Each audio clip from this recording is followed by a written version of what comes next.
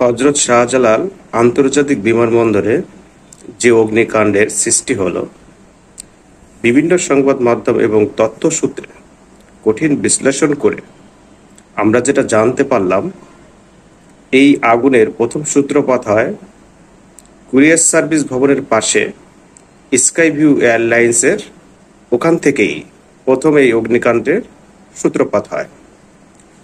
ওখানে আগুনটা প্রায় ১.৫ ঘন্টা অবস্থান করছিল বা স্টাবলিশ করছিল, কিন্তু এই সময়ে যদি কোনো ফায়ার সার্ভিস থেকে এটা নেভানোর চেষ্টা করা হতো, তাহলে আগুনটা এই পর্যায়ে বৃদ্ধিও পেত না আর এত ক্ষয়ক্ষতি হতো না। আপনারা তো সবাই জানেন, বিমানবন্দরে সবসময় রানওয়েতে ৪-৫টা ফায়ার সার্ভিসের গাড়ি প্রস্তুত থাকে। ফায়ার সার্ভিসের এই কর্মীরা তারা আগুনটা দেখতে পেয়েছিল, দেখার পরেও তারা সেখানে গিয়ে আগুনটা নেভানোর চেষ্টা করেনি।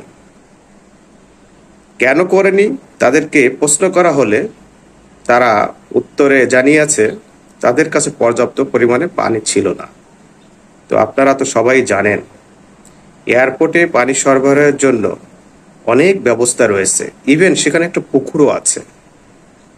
পানির কোনো অভাব হওয়ার সেখানে কোনোই কথা নয়, এটা শুধু একটা অজুহাত ছাড়া আর কিছু নয়। তারপরে ওই আগুনটা ওইখানে থাকা অবস্থায় বাইরে থেকে ফায়ার সার্ভিসের গাড়িগুলো চলে আসে। তো চলে আসার পরে তারাও ভিতরে ঢুকতে পারেনি, তাদেরকে ঢুকতে দেওয়া হয়নি। গেট থেকে বলা হয়েছে ঊর্ধ্বতন কর্মকর্তাদের পারমিশন ছাড়া বা অনুমতি ছাড়া ভিতরে প্রবেশ করা যাবে না। তো বাইরের ফায়ার সার্ভিসের গাড়িগুলো ওখানে ঢুকতে ঢুকতে প্রায় ১.৫ থেকে ২.৫ ঘন্টা লেগে যায়। এই সময়ের ভিতরে আগুনের তীব্রতা সময়ে সময়ে বৃদ্ধি পেয়ে এত পরিমাণ বেড়ে গেছে, এই আগুন চলে আসে কুরিয়ার সার্ভিসের ভবনের ওখানে। কুরিয়ার সার্ভিসের ভবনে যখন আগুন ছড়িয়ে পড়ে, তখন আগুনের তীব্রতা আরও বৃদ্ধি পায়।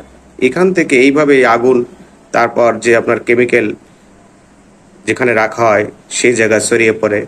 সেখানে ছড়িয়ে পড়ার পরে এই আগুনের তীব্রতা এত পরিমাণ বৃদ্ধি পায় যে সেটা নিয়ন্ত্রণের অনেকটা বাইরে চলে যায়। এখন প্রশ্ন হলো, রানওয়েতে যে ফায়ার সার্ভিসের গাড়িগুলো সবসময় প্রস্তুত থাকে, তারা দেখার পরও এই আগুন নেভানোর চেষ্টা কেন করলো না? এবং বাইরের ফায়ার সার্ভিসের গাড়িগুলো ভিতরে প্রবেশ করতে অনুমতি দিতে এত দেরি কেন হলো? যেখানে একটা দেশের গুরুত্বপূর্ণ বিমানবন্দর, আন্তর্জাতিক বিমানবন্দর, সেটা একটা দেশের সবচেয়ে গুরুত্বপূর্ণ জায়গা, সেখানে আগুন লেগেছে। এখানে বিভিন্ন দেশের বিমান ল্যান্ড করে, বিভিন্ন দেশ থেকে বিমান আসে, বিভিন্ন দেশের মানুষ আসে। সেখানে কেন আগুন নেভানোর জন্য রানওয়েতে যে ফায়ার সার্ভিসের গাড়িগুলো ছিল তারা সেখানে গেল না? আমাদের তো এখন সন্দেহ হচ্ছে, এই যে ফায়ার সার্ভিসের গাড়িগুলো রানওয়ে থেকে গেল না, কেন গেল না, এর কারণ কি? এদেরকে যদি জিজ্ঞাসাবাদ করা হয় তাহলে অবশ্যই এখান থেকে কোনো না কোনো কারণ বেরিয়ে আসবে। এই দেরি কেন করা হলো?